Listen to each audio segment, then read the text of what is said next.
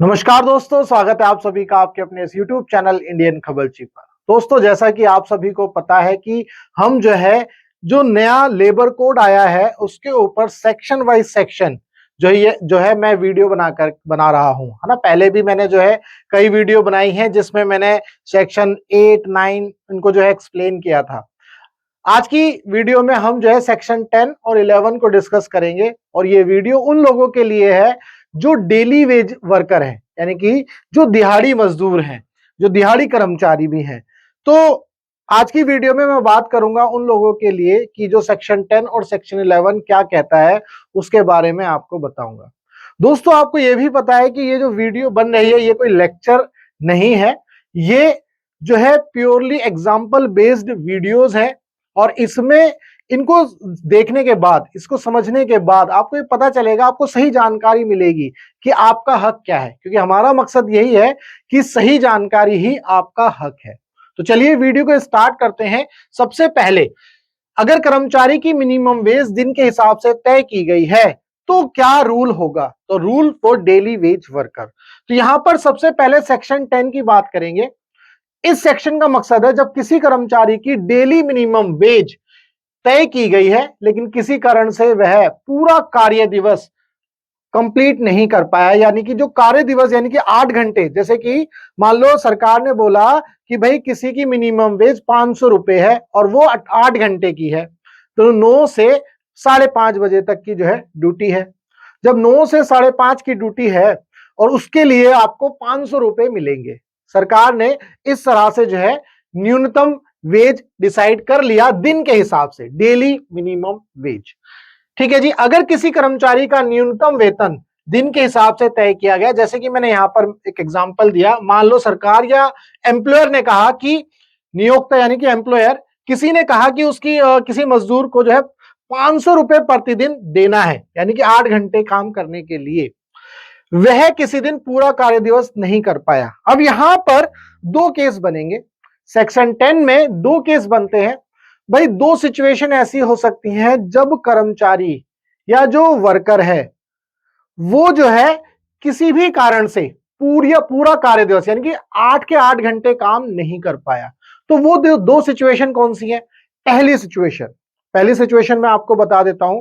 मान लो कोई भी जो डेली वेज वर्कर है वो कहीं पर काम करने गया, किसी फैक्ट्री में या किसी कंपनी में, वहां काम करने गया। अब जिस फैक्ट्री में या जिस कंपनी में जिस मशीन पर वो काम कर रहा था, मान लो वो मशीन खराब हो जाती है। ये पहली सिचुएशन है, ध्यान रखिएगा। वो मशीन खराब हो जाती है। अब मशीन खराब होने में जो मजदूर है, जो वर्कर है, उसकी तो गलती नहीं थी। तो इसका मतलब जो मशीन खराब हुई वो तो जहां पर फैक्ट्री का जो मालिक है या कंपनी में, वहां खराब हुई। तो इस केस में उसको 8 के 8 घंटे का पूरा वेतन मिलेगा। यहां पर जो मशीन खराब हुई है वो जो वर्कर है उसकी जिम्मेदारी नहीं थी। उम्मीद करता हूं आपको ये पॉइंट समझ में आया। इसी में एक और एग्जांपल आपको मैं बताता हूं। आप लोगों ने कभी जब घर पर कोई काम कराया होगा तो आप कहते होगे, अरे यार जल्दी से मटेरियल भेजो, मेरे जो लेबर है वो खाली बैठी है। अब लेबर खाली बैठी है और आपको पैसा भी देना है। आप लेबर को खाली तो नहीं बिठा सकते। आप बोलते हो, अरे यार सामान जल्दी भेजो भाई, लेबर खाली बैठी है। अरे अभी तक रोडी बदरपुर नहीं आया, मेरा मिस्त्री खाली बैठा है, मेरे तो पैसे चढ़ रहे हैं। ऐसे बोलते हो ना। तो यही यहां पर भी हो रहा है। सामान नहीं आया तो ये किसकी जिम्मेदारी है, तो मालिक की जिम्मेदारी थी। लेकिन जो मजदूर है, जो मिस्त्री है, उसको तो जब आपने बोला कि भाई आज तुझे ये काम करना है, अब सामान नहीं आया लेकिन, तो उस केस में आपको उसे पैसा देना पड़ेगा। ये दूसरा एग्जाम्पल था। ठीक है। तो मैंने पहली सिचुएशन में आपको दो एग्जाम्पल बता दिए। अब इसके बाद दूसरी सिचुएशन क्या होती है। मान लो वो जो मजदूर है किसी कारणवश अपना कार्य दिवस यानी कि 8 घंटे की ड्यूटी नहीं कर पाया। तो वो दूसरी सिचुएशन क्या हो सकती है। मान लो मजदूर के घर में कुछ प्रॉब्लम हो गई, उसकी फैमिली में कुछ इश्यू हो गया, उसके बच्चे की तबीयत खराब हो गई, कोई भी इश्यू हो सकता है। ठीक है। तो वो बोलेगा मालिक से, जी मैं तो जा रहा हूं, 4 घंटे ड्यूटी करेगा और 4 घंटे काम करने के बाद निकल जाएगा। तो ऐसी सिचुएशन में उसे पैसा नहीं मिलेगा। ऐसी सिचुएशन में उसे सिर्फ 4 के 4 घंटे ही पैसे मिलेंगे। ठीक है। 8 के 8 घंटे के पैसे नहीं मिलेंगे। ये दूसरी सिचुएशन थी। ठीक है जी, तो मैंने आपको एक्सप्लेन कर दिया है, लेकिन कुछ मामले में पूरा वेतन नहीं मिलेगा जब मजदूर खुद काम करने में अनिच्छुक हो, यानी कि उसको कुछ प्रॉब्लम आ जाए या वो नहीं करना चाहता, वो कहता नहीं नहीं बस मैं तो 4 घंटे का काम करूंगा, मुझे पैसे 4 घंटे के दे देना। एक और सिचुएशन यहां पर है जब कोई सरकार द्वारा बताए गए विशेष हालात लागू हो। जैसे मान लो कोई कर्मचारी ऐसी कंपनी में काम कर रहा है जिसकी वजह से पोल्यूशन बढ़ रहा है, मान लो दिल्ली में काम कर रहा है और पोल्यूशन बढ़ रहा है। अब चूंकि दिल्ली में सरकार ने अब इतना ज्यादा पोल्यूशन एक्यूआई का लेवल बढ़ गया है, तो सरकार ने बोला भैया उस फैक्ट्री को बंद कर दो। अब सरकार ने बोल दिया उस फैक्ट्री को बंद कर दो, और वो मजदूर वहां पर डेली वेज वर्कर था, तो ऐसी सिचुएशन में उसको पैसा नहीं दिया जाएगा। यहां पर ये दूसरी बात हो रही है, जब कोई सरकार द्वारा बताए गए विशेष हालात लागू हो, कोई सरकार ने जो है इमरजेंसी लगा दी हो, है ना, तो उस केस में जो है पैसे नहीं मिलेंगे। तो यहाँ पर कुछ, यहाँ पर क्लैरिटी में नहीं लिखा, लेकिन सरकार द्वारा विशेष हालात तो यही हो सकते हैं, इमरजेंसी हो जाए, कुछ बैन कर दिया जाए, वो सिचुएशन हो सकती है। तो दोस्तों ये था सेक्शन 10। बात करते हैं सेक्शन 11 की।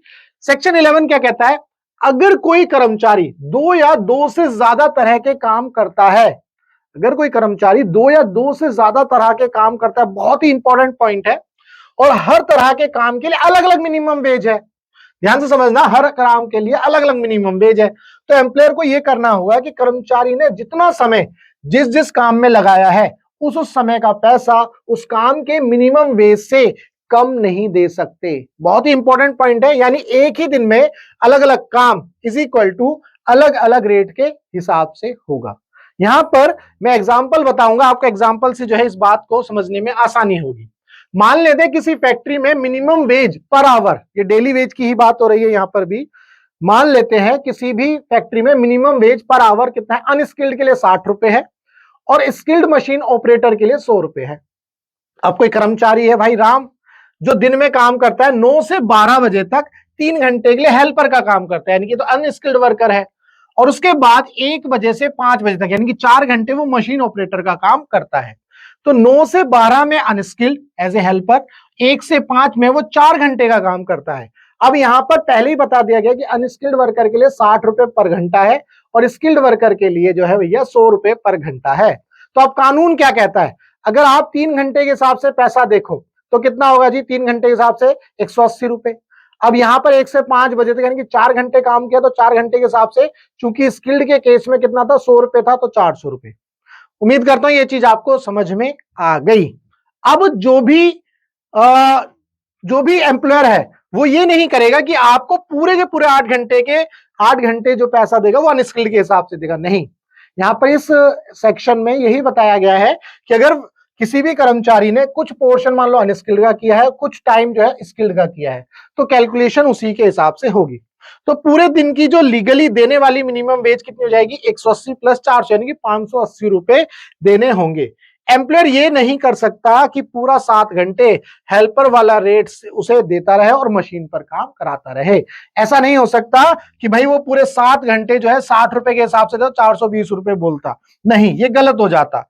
तो ये कानून के खिलाफ होगा, क्योंकि स्किल्ड वाले काम के समय के लिए उसका हायर मिनिमम रेट देना जरूरी है।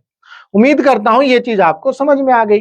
भाई कई बार कोई भी कर्मचारी भाई कुछ समय के लिए कुछ काम करता है और कुछ समय के लिए कुछ काम करता है, तो उस सिचुएशन में जो भी समय के हिसाब से जो काम किया जाएगा उस हिसाब से जो भी मिनिमम वेज डिसाइड होगा उसके हिसाब से उसे पैसा मिल जाएगा। तो दोस्तों उम्मीद करता हूं सेक्शन 10 और सेक्शन 11 जो मैंने आपको बताया, ये जो रूल अप्लाई हो रहे हैं ये डेली वेज वर्कर के लिए अप्लाई हो रहे हैं। ठीक है जी, क्योंकि कुछ लोग ऐसा सवाल पूछ सकते हैं, सर मेरे को तो महीने की, मैं अनस्किल्ड वर्कर हूं और मेरी तो जो महीने की जहां पर मैं जॉब करता हूं वहां पर मेरे को मंथली पैसा मिलता है। मंथली पैसा मिलता है तो वो कितना मिलता है भाई, वो मिलता है मान लो 20,000 रुपए अनस्किल्ड वर्कर को। अब वो बोलेगा सर मैं तो जो है अनस्किल्ड वर्कर हूं, लेकिन मेरे को जो है सर कंप्यूटर पे काम कराते हैं, सर मुझसे तो जो है ये मशीन पे ऑपरेट कराते हैं, पर मुझे तो पैसा नहीं मिलता। तो ध्यान रखिएगा ये जो रूल है वो डेली वेज वर्कर के लिए है। यहाँ पर डेली वेज वर्कर की बात हो रही थी।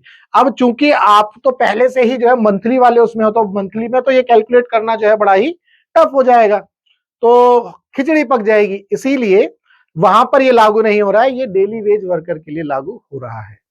तो दोस्तों उम्मीद करता हूं ये जो रूल आपको बताया मैंने सेक्शन 10 और सेक्शन 11 आपको अच्छे से समझ में आए। दोस्तों अगर वीडियो में बताई गई जानकारी आपको अच्छी लगी तो वीडियो को लाइक करना और चैनल को सब्सक्राइब करना मत भूलना। मिलेंगे हम अपनी नेक्स्ट वीडियो में नेक्स्ट सेक्शन के साथ।